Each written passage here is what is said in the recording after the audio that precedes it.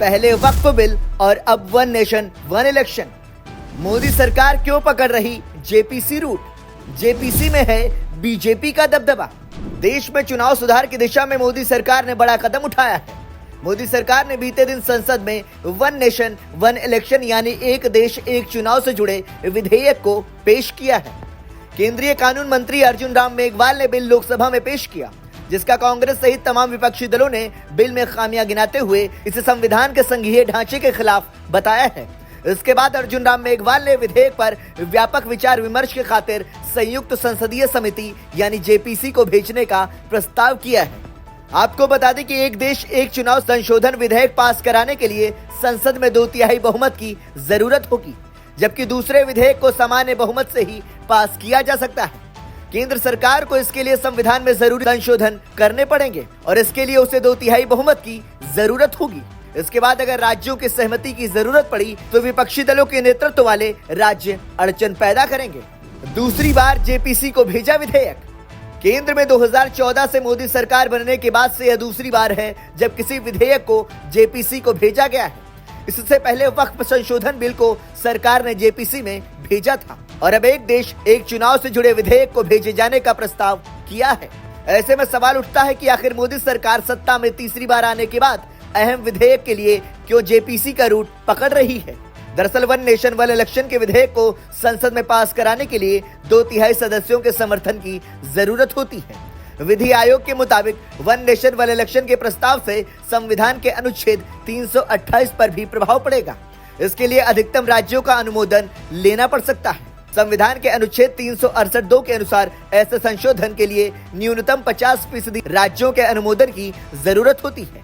ऐसे में राज्यों से सहमति लेने की जरूरत हुई तो ज्यादातर गैर बीजेपी सरकारें इसका विरोध करेंगी। विपक्षी दलों का विरोध। 2024 के लोकसभा चुनाव में बीजेपी का नंबर गेम बिगड़ गया है। बीजेपी के 240 लोकसभा सदस्य हैं, जिसके चलते जेडीयू, टीडीपी और शिवसेना की बैसाखी के सहारे सरकार बनानी पड़ी है। लोकसभा में कुल 543 सीटों में बीजेपी की अगुवाई वाले एनडीए के पास अभी 292 सीटें हैं, जबकि 2/3 बहुमत के लिए 362 के आंकड़े तक पहुंचना जरूरी है। वहीं राज्यसभा की 245 सीटों में एनडीए के पास अभी 112 सीटें हैं। वहीं 6 मनोनीत सांसदों का भी उसे समर्थन प्राप्त है, जबकि विपक्ष के पास 85 सीटें हैं। ऐसे में 2/3 बहुमत के लिए 164 सीटों की जरूरत है। वन नेशन वन इलेक्शन का विरोध करने वाली सबसे बड़ी party Congress, Samajwadi party, TMC, Aam Aadmi party, RJD, Shivsena, UBT, NCP, Jharkhand Mukti Morcha और इंडियन यूनियन मुस्लिम लीग सहित 15 दल विरोध में हैं।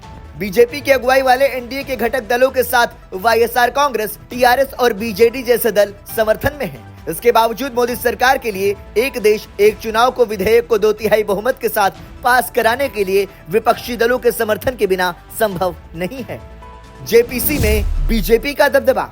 मोदी सरकार ने भले ही एक देश एक चुनाव से जुड़े बिल को जेपीसी में भेजा हो, लेकिन वहां भी उसका दबदबा रहेगा।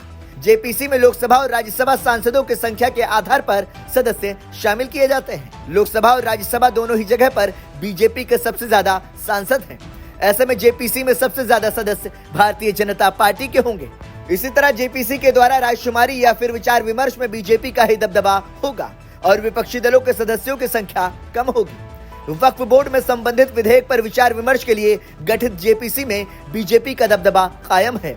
इतना ही नहीं, वक्फ संबंधित जेपीसी की कमान बीजेपी के सांसद जगदम्बिका पाल के हाथों में है। इसी तरह से एक देश और एक चुनाव संबंधित विधेयक पर भी गठित की जाने वाली जेपीसी में बीजेपी और उसके सहयोगी दलों का दबदबा होगा।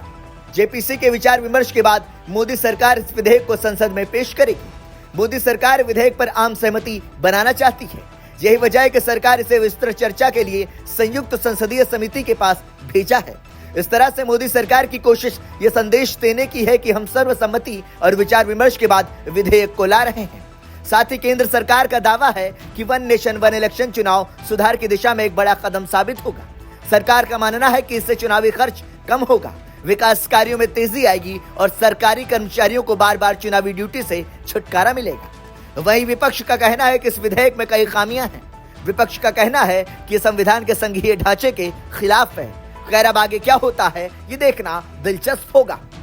Bureau report, संदेशवाहक।